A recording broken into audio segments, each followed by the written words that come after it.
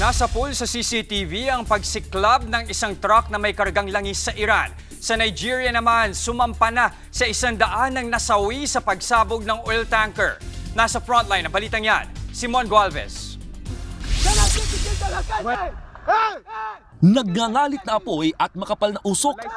Yan ang dinatnan ng mga residente ng puntahan ng isang oil tanker na bumangga at sumabog sa Nigeria nitong Martes ng gabi.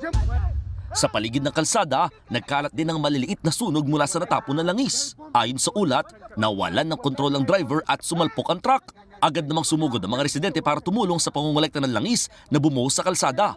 Yun nga lang, nauwi ito sa pagkamatay ng 147 tao. 50 pang residente ang sugatan sa insidente at isinugod sa ospital.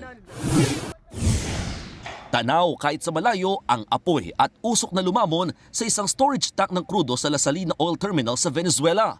Ayon sa ulat, umaga pa lang nitong Martes ay sumiklab na ang apoy. Pero pahirapan daw ang pag-apula sa apoy lalo't nangyari ito sa gitna ng bagyo.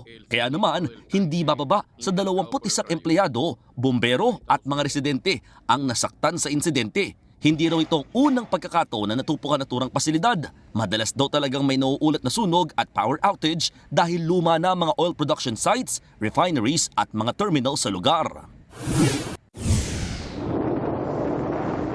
Nakuha na naman sa CCTV ang pagliyab ng isang gasoline tanker sa isang oil refinery sa Iran. Nakatayo ang dalawang operator sa ibabaw ng truck nang biglang sumiklab ang maliit na apoy. Hindi nagtagal bago sumabog ang truck at nilamon ng apoy ang pasilidad. Ayon sa ulat, sumiklab ang apoy matapos bumangga ng truck sa tangke ng gasolina sa refinery. Isa ang patay habang 6 ang sugatan sa aksidente. Nagbabalita mula sa frontline, Mon Gualvez, News 5. Mga kapatid, Jess De Los Santos po, huwag magpahuli sa mga umaaksyong balita at napapanahong issue sa bansa.